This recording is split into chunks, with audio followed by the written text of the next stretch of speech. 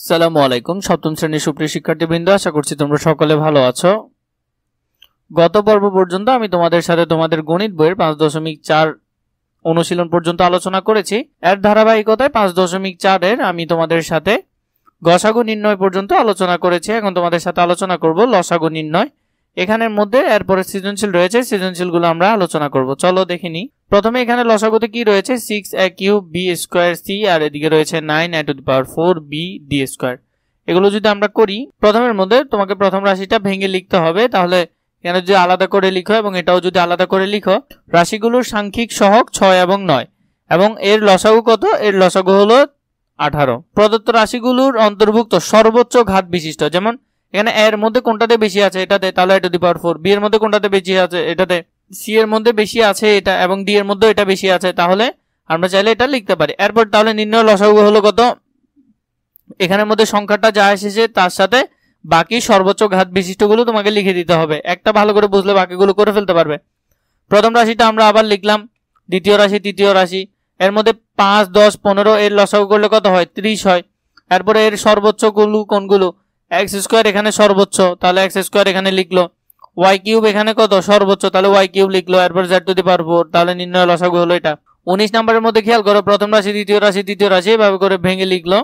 রাশিগুলোর সাংখ্যিক সহগ হলো কত? 2, 3, 6, এর লসাগু হচ্ছে কত? 6। তাহলে প্রদত্ত রাশিগুলোর অন্তর্ভুক্ত সর্বোচ্চ ঘাত বিশিষ্ট উৎপাদক হলো যথাক্রমে এটা। তাহলে নির্ণয় লসাগু আমরা চাইলে এটা লিখতে পারি। 30 নম্বরে খেয়াল করো, এখানে আছে প্রথমে তোমাকে এটা কি করতে হবে? ভেঙে আলাদা করতে হবে।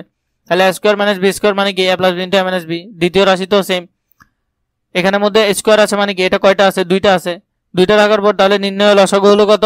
সবচেয়ে বেশিবার কি আছে? b + c এর মধ্যে, তাহলে সবচেয়ে বেশিবার 2বার আছে b + c, তাহলে 2বারটা এখানে লেখা হলো।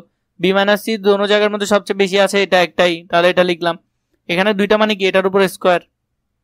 31 নাম্বারটা খেয়াল করো, প্রথম রাশি এখানে লিখলাম এবং সেটা ভাঙার পর এটা আসলো। তারপর দ্বিতীয় রাশি এখানে লিখলাম, দ্বিতীয় রাশি ভাঙার পর এখানে এই অংশটা এসেছে।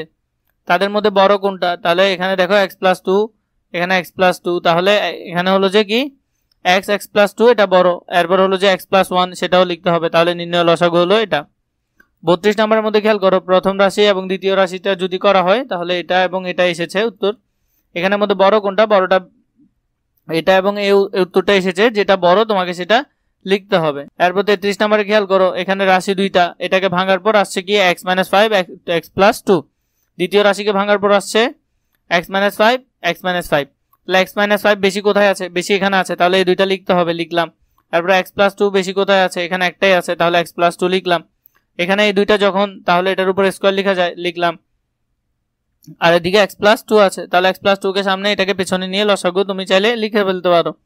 34 নম্বরের মধ্যেও সেম, প্রথম রাশি, দ্বিতীয় রাশি, তৃতীয় রাশি করেছে, বড় যেগুলো আছে সেগুলো নিয়ে এখানে লিখে দিয়েছে। 35 নম্বরের মধ্যে খেয়াল করো, এখানের মধ্যেও কি করেছে? প্রথম রাশি, দ্বিতীয় রাশি, তৃতীয় রাশি, এখানে ভাঙার পর এখানে এটা, এখানে এটা এবং এখানে এটা এসেছে। তিনটার মধ্যে সবচেয়ে বড় বা বেশিবার আছে কোনটা সেগুলো এখানে লিখেছে, লিখার পর বাকিটা ওরা করেছে। 36 নাম্বারটা খেয়াল করো, এখানের মধ্যে 3টা রাশি আছে, 3টা রাশিকে ভাঙা হয়েছে, ভাঙার পর সবচেয়ে বড় যেগুলো আছে সেগুলো হিসেবে লসাগু হিসেবে এখানে লেখা হয়েছে।